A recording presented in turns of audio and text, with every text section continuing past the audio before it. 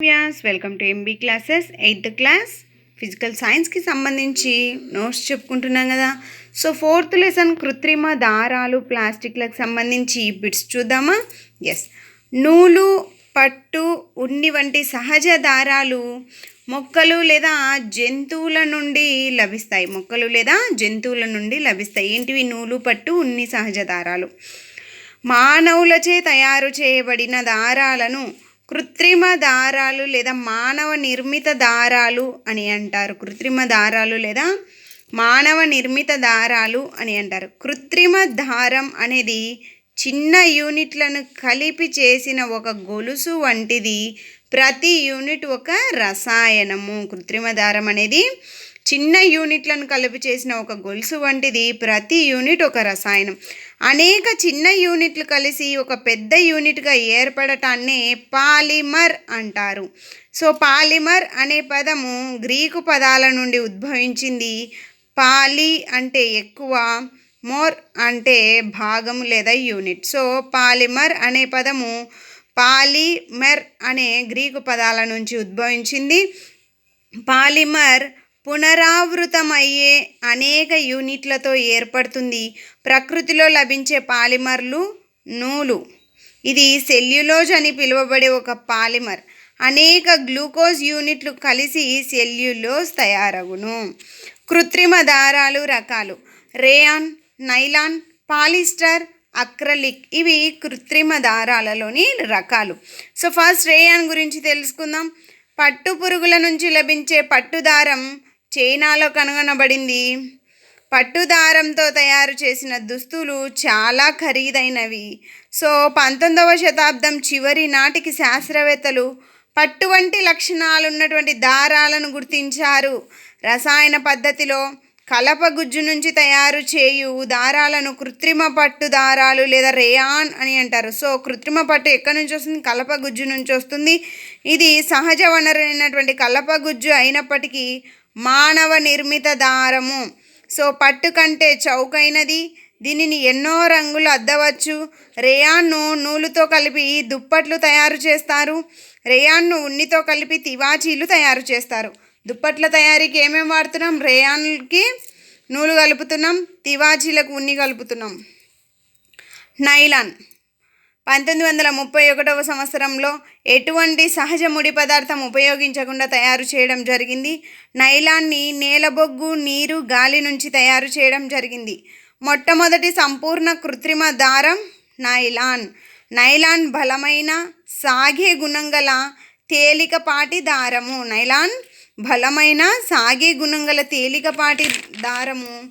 Nylon మెరుపును కలిగి ఉతుక్కోవడానికి వీలుగా ఉంటుంది.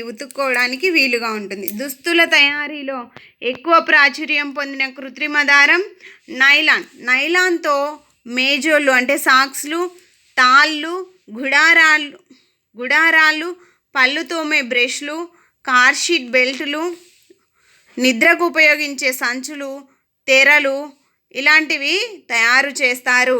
నైలాన్ను పారాచూట్ తయారీ, పర్వతారోహణకు వాడే తాళ్ళ తయారీకి ఉపయోగిస్తారు. నైలాన్ దారం స్టీల్ తీగ కంటే బలమైనది. Next polyester, acrylic.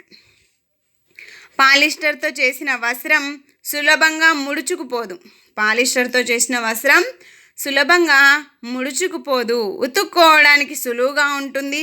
టెర్లిన్ అనేది ప్రసిద్ధి పొందినటువంటి పాలిస్టర్లలో టెర్లిన్ ప్రసిద్ధి పొందింది. టెర్లిన్ అతి సన్నటి దారాలుగా చేయవచ్చు.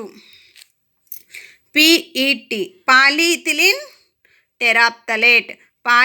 టెరాప్తలేట్ పాలిస్టర్ యొక్క ముఖ్య రూపం పాలీథిలిన్ టెరాప్తలేట్. సీసాలు, వంట పరికరాలు, ఫిల్మ్లు, తీగలు వంటి వస్తువుల తయారీలో వాడతారు. ఎస్టర్ అనే పునరావృత రసాయన యూనిట్ల వలన ఏర్పడిన పాలిస్టర్ పాలి ప్లస్ ఎస్టర్. ఎస్టర్ అంటే పండ్లకు వాసన ఇచ్చే రసాయనం. పాలికాట్, పాలివూల్, టెర్రికాట్ అనే పేర్లతో దుస్తులను అమ్ముతుంటారు. 2 రకాల దారాలు కలిపి చేయడం వలన వాటికి ఆ పేరు వచ్చింది. పాలికాట్ అనేది పాలిస్టర్ నూలు మిశ్రమము. పాలికాట్ అనేది పాలిస్టర్ నూలు మిశ్రమము. పాలివూల్ అనేది పాలిస్టర్ ఊలు మిశ్రమము.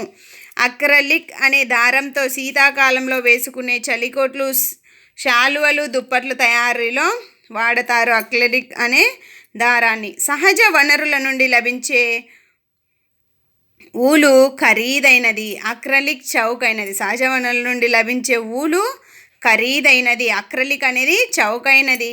కృత్రిమ దారాల మన్నికైనవి ఎక్కువ జనాదరణ పొందినవి. కృత్రిమ దారాల్లో మన్నికైనవి ఎక్కువ జనాదరణ పొందినవి. అనేక రంగులలో లభిస్తాయి. వేడి చేస్తే కృత్రిమ దారాలు కరుగుతాయి. ప్రతికూలత ఇది. పాలిస్టర్ దుస్తులు మండి శరీరానికి అతుక్కుంటాయి, కావున వంటగదిలో వాడకూడదు పాలిస్టర్.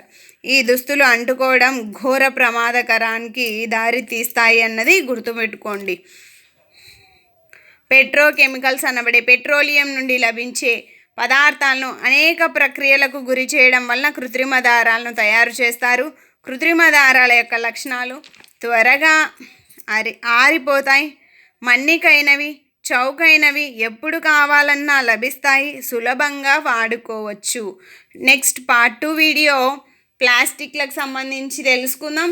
మీకు కనుక నా నోట్స్ నచ్చినట్లయితే please like, share and subscribe. Thank you for watching.